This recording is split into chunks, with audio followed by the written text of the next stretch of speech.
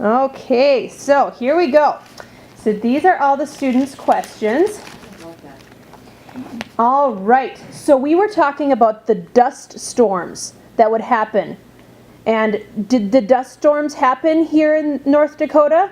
You bet. At that time I was herding cattle, and sometimes it got so just like night. You couldn't see anything, just like a snowstorm. It was just dark. Yeah, I'd love it if you'd hold it. Would you hold it for me, Mom? That would be great. Thank you.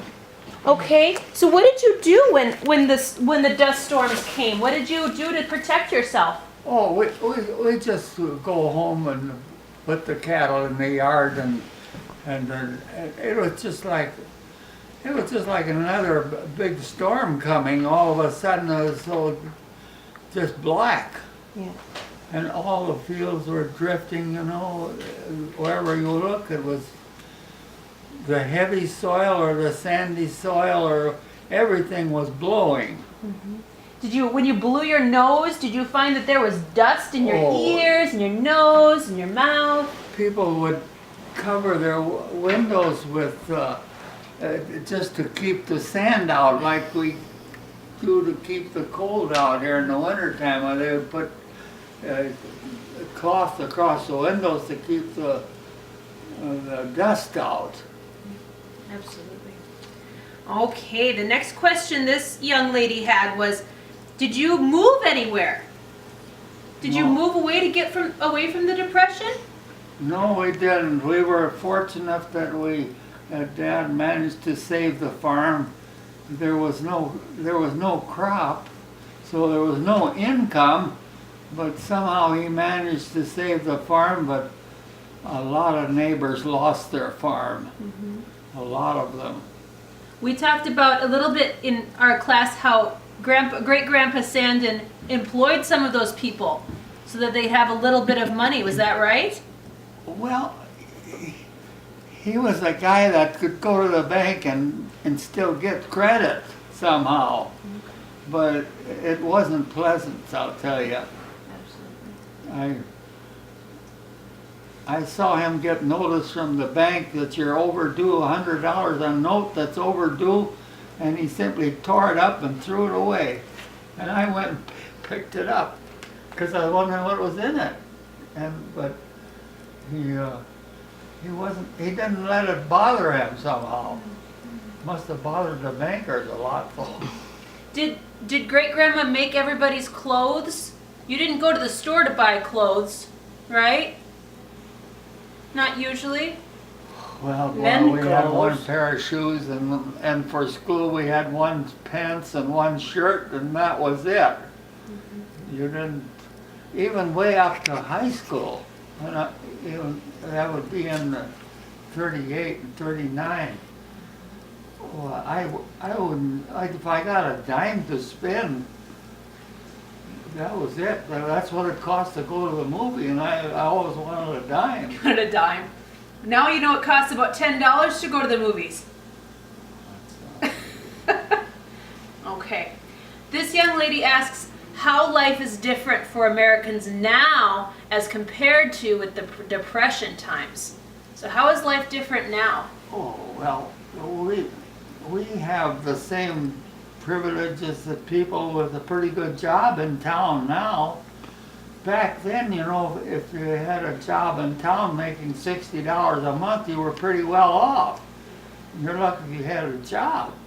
And farming was worth it because nothing we had was worth anything. Yeah, but nothing grew. And what did grow and you got something, you couldn't get anything for it. There was no money. Yeah, but the grain was about that tall. But we had a lot of sheep. So it wasn't worth anything. Because it Well, only it was to get it picked up. Right. So, but then it wasn't worth anything, even if you could get it picked up, right? Not too much. No, it was just poor quality that Irving Hogan told me they trashed out a wagon box of oats, and he took it to town. He got 50 cents for it. Oh my gosh. Well, that's what we were talking about in our class. Farmers just couldn't make enough money to live. Dad had a bunch of calves, He went 60 miles to Fargo to sell it to Armour and Company. They offered him 1.50 cents a pound. Wow. And he loaded the cattle up again and hauled them to Fergus. He got 2 cents a pound. And you know, if it weighed 500 pounds, you know, it'd be $10, you know, for a calf. Wow. You know, it was just no money. We had sheep, and you know, if a sheep died and laid out for a while, you could go pick the wool off it if they'd release the wool. And we'd go out and pick, we'd lose sheep once in a while. And you'd get 5 cents a pound for that wool, dead wool. Wow. Did you know we were talking about migrant workers and people who would follow the crops down to Texas and out to Oklahoma and past Oklahoma into California, and we were talking about how we still have migrant workers today who help us stock our grocery stores. Did you know any people who did that?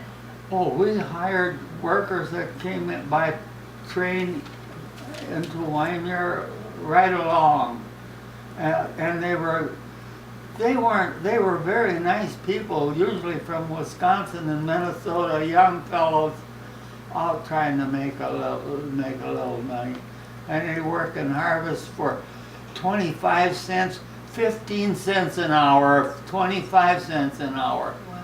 I remember once they had an argument at the threshing meeting there. The spike pitchers wanted 30 cents an hour because they were pitching continually all day. And but no, it didn't get that. They got 25 cents like everybody else. 25 cents an hour. Couldn't afford anything else. No. Yeah. Wow. This young man asks, did you get your own room at home? What did your sleeping arrangements look like? Did you have to share a bed with somebody? Slept on the floor. Because we were hired men and whatnot. They slept on the floor. I slept on the floor quite a little. How about you, Grandma? Did you have to share a bed with anybody? You got your own bed. Own room. Wow. Own room. But you were the baby. No, my sisters each had their own room, and my brother had his own room. And my mother said she didn't mind doing the washing because then there was no fighting. Quiet, you know. Everybody had their own space. Cool. And we were lucky enough to have a big enough house so she could do that. Yeah. Cool. We had a good house, you know. Grandpa Bill had a big house. I know. We're gonna look at pictures of that later. Yeah. What houses looked like back then. That house cost them $11,000. Wow. It's 3 stories, and the carpenters come from Fergus Falls. Hardwood floors. Well, it's a beautiful house. Hardwood floors.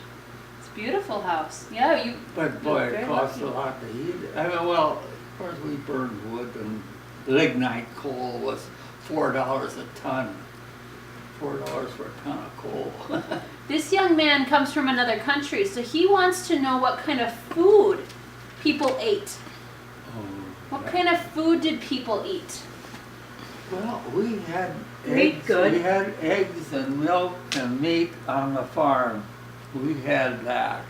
You were lucky. Yeah, we did have that. And then great grandma would make bread every day. Oh, she'd make bread. Once a week, but she'd make many loaves. Well, she must have made it more often than that. Oh, and she made a lot of milk food and groat foods. Good Norwegian food. Yeah. Stuff you wouldn't see today, probably. She was fortunate that she got up to Kindred when she came to relatives up there. You know, they were pretty smart, those old guards. And you know, they taught her a lot of things. She could run a pretty good house because of what she'd learned with the old guards. They worked hard, didn't they? Oh, Grandma worked hard. Still, she'd come out and help milk cows, even with all the cooking she did. She'd still come.